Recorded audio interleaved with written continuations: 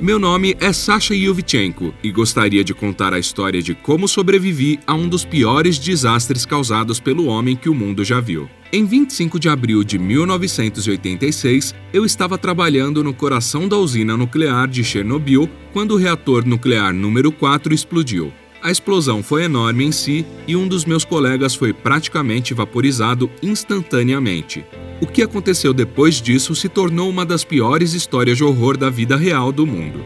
Mas deixe-me começar do início. Era noite na fábrica onde eu trabalhava, localizada perto da cidade de Pripyat, no norte da Ucrânia. O céu era de um azul radiante, estava quente e quando meus colegas e eu batemos o ponto para o nosso turno da noite na fábrica, estávamos de bom humor. Lembro que a conversa era sobre o que faríamos nas férias de maio e mal sabíamos que o futuro próximo seria muito diferente do que imaginávamos. Minha esposa Natasha estava em casa com minha filha de 2 anos. Eu tinha 24 anos na época, com uma nova família e tudo o que esperar. Naquela noite, fomos informados de que teríamos que fazer um teste no reator número 4. Isso não caiu bem para muitos caras porque não tínhamos certeza de como fazê-lo. Não tivemos escolha, contudo, ordens são ordens. Discutimos sobre o nível de potência correto em que deveríamos iniciar o teste e pouco sabíamos que havia uma falha de design naquele reator. Isso provaria ser o que você poderia chamar de falha fatal de design. O que estávamos testando basicamente era uma simulação de falta de energia elétrica. Você provavelmente pode adivinhar que uma coisa dessa, se acontecer, seria muito perigosa, mas se houvesse uma interrupção, os geradores entrariam em ação. O problema era que levaria cerca de 1 minuto para obter potência total e você não tem 1 minuto, porque a água que é bombeada no reator para mantê-lo fresco não seria bombeada e muito calor seria gerado. Portanto, a teoria era que a eletricidade poderia ser retirada da energia rotacional da turbina a vapor. Isso, em teoria, alimentaria as bombas de resfriamento por 1 minuto.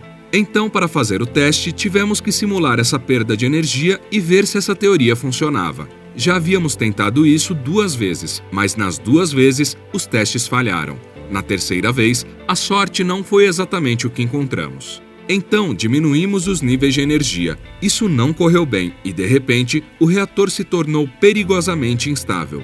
Também ignoramos e fomos instruídos a ignorar alguns dos mecanismos vitais de segurança. Sabíamos que algo estava errado, mas nos disseram para seguir em frente e continuar testando. Removemos algo chamado barras de controle para que pudéssemos recuperar a energia, mas isso também não saiu bem. Também foi contra procedimentos de segurança. Essas hastes são a prova de falhas, impedem que o reator gere muita energia.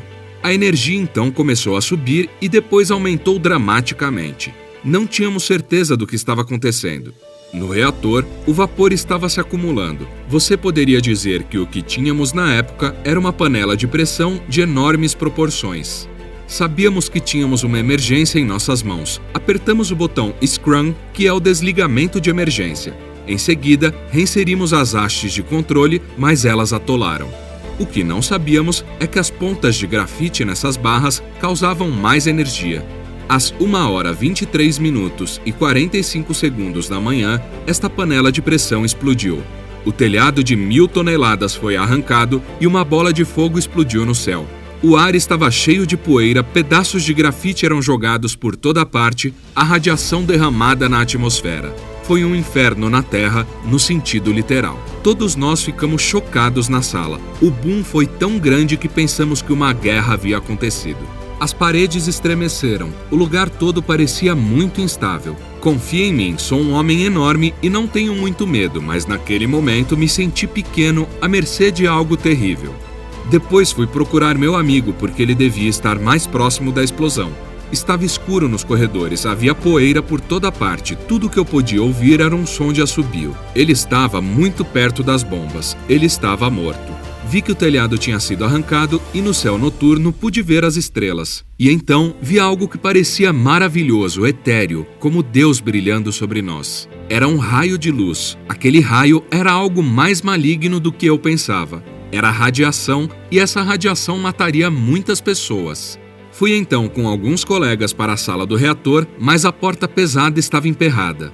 Como eu disse, sou um homem grande. Algumas pessoas dizem um urso de homem. Consegui abrir a porta enquanto meus amigos entravam no corredor para tentar entender quanto dano havia sido causado. Esses caras morreriam nos próximos dias e semanas por envenenamento por radiação. Na época, sabíamos que os níveis de radiação eram altos porque o dispositivo costumava nos dizer o nível. O dosímetro estava mostrando uma agulha que estava fora da balança. Ainda assim, na época, tudo o que pensávamos era: lá se vai o nosso trabalho no setor de energia nuclear. Não tínhamos ideia de quão catastrófica essa explosão foi. Depois de cerca de 1 hora, porém, eu sabia que algo estava errado. Eu quero dizer, errado comigo. Comecei a vomitar e fiquei com dor de garganta. Bombeiros externos já estavam em cena. Eles também não conheciam os perigosos níveis de radiação e muitos desses caras corajosos morriam lentamente e horrivelmente. Na cidade, as pessoas ficavam do lado de fora hipnotizadas por esse grande raio de luz. Algumas dessas pessoas também morriam por envenenamento por radiação, mas como eu disse, ninguém sabia realmente sobre o perigo em que estavam. Tive uma boa ideia com o passar do tempo, porque às 6 da manhã eu não conseguia nem andar. Eu me senti mortalmente doente. O ceifador da radiação estava dentro de mim, lentamente tentando me livrar da minha vida, meu filho, minha esposa amorosa. Fui levado ao hospital e alguns de nós conversávamos sobre o que estava acontecendo conosco. A quanta radiação nós fomos expostos? Um cara parecia saber do que ele estava falando, e ele disse que se você vomitar assim tão rápido, bem, é muito. Nós podemos até morrer. De fato, aprendi mais tarde que o vômito após envenenamento por radiação significa morte para a maioria das pessoas. Descobri que fui exposto a 4,1 SV de radiação. Você não sabe o que isso significa, é claro, mas deixe-me dizer-lhe que era cerca de 650 vezes acima do nível que os trabalhadores de uma usina nuclear deveriam ficar expostos não em 1 hora, mas em 1 ano. É 5.000 vezes mais do que a pessoa média deve ser exposta em 1 ano inteiro. Eu sabia que estava com problemas. Alguns daqueles caras com quem conversei no hospital morreram horrivelmente. De certa forma, você poderia dizer que eles derreteram por dentro. Então as coisas ficaram ainda mais surreais quando a KGB chegou ao hospital e começou a falar comigo. Foi-me dito que eu tinha que ir a Moscou e foi aí que eles me levaram sem sequer informar minha esposa.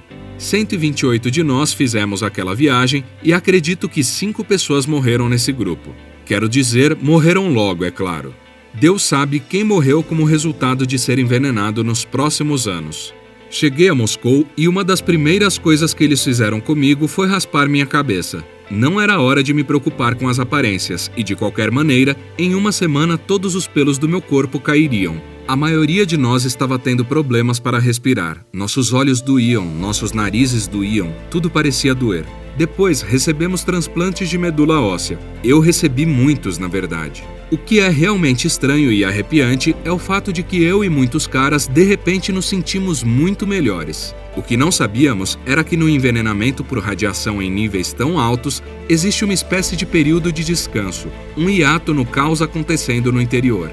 Você acha que está melhorando, mas as piores coisas começam a acontecer. Para mim, um ponto baixo foi puxar meus lençóis um dia e ver minha pele ulcerosa morta. As piores partes de mim eram meu ombro, meu quadril, minha panturrilha. Isso porque, quando eu segurei a porta, essas partes foram expostas a níveis realmente altos de radiação. Se eu tivesse entrado, bem, isso teria sido o fim para mim. Partes do meu corpo pareciam ser comidas vivas. Pedaços de mim ficaram pretos. Foi horrível de ver. Eu estava me transformando em um monstro, uma espécie de mutante radioativo. Mas eu tive sorte. Passei por muitas operações e fiz muitos enxertos de pele. Eu não estava morto, mas quando me disseram que eu poderia perder meu braço, fiquei um pouco chateado. Eles o salvaram, mas ele ficou coberto de curativos pelos próximos 7 anos da minha vida. Mesmo hoje em dia, ocasionalmente, vejo ulcerações nas partes da minha pele mais expostas à radiação. Uma das coisas que me salvou foi o fato de que eles me enviaram a Berlim para uma microcirurgia, onde os vasos sanguíneos foram transferidos da minha perna para o meu braço. Como eu disse, tive sorte. Eu sou um homem de sorte. Um dos caras que trabalhou perto de mim fez cirurgias semelhantes. Ele ficou cego e 1 mês depois de sua exposição, ele morreu.